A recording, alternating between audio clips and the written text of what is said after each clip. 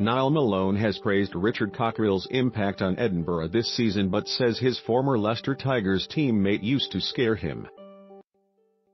The Ulster skills coach played with Cockerill 2 decades ago and they now face each other in the Pro 14 on Friday.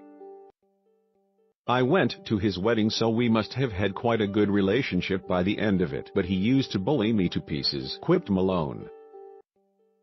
"He really scared me, frightened me actually." Rejuvenated Edinburgh are 3 points behind Ulster in Conference B and play each other twice in the next 2 months.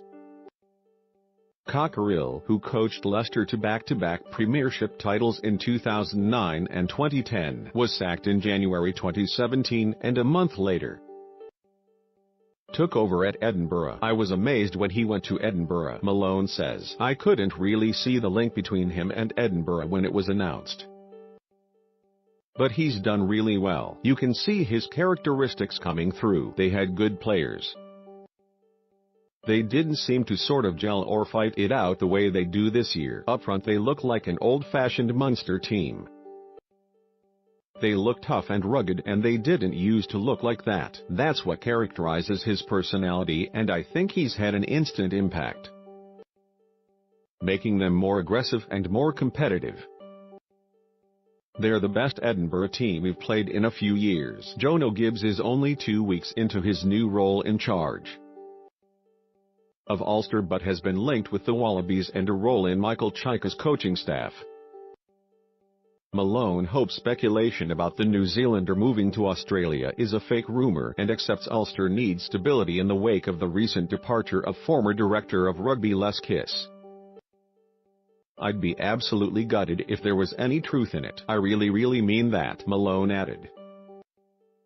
"I think I'm on my 3rd or 4th head coach in 6 years, so I'm aware my head's not on the parapet. But there's potential in the coaching group with Aaron Dundon, Dwayne Peel and Jono leading it. They didn't know each other that well before this season but they're very tight as a trio in supporting each other.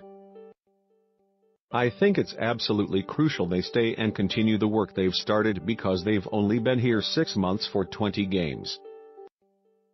So they're only getting going. There's definitely a lot of respect coming from the players towards that group of coaches.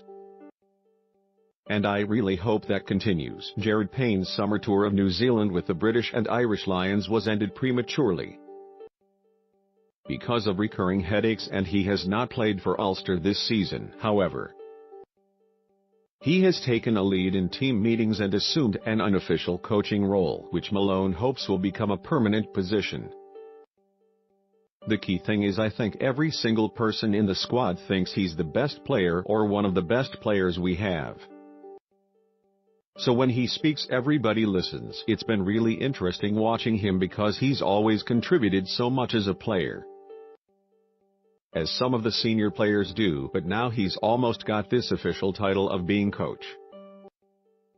I can't wait to see how the team responds to his coaching because on the training pitch it's been really interesting. Not a huge change to the influence he's always been.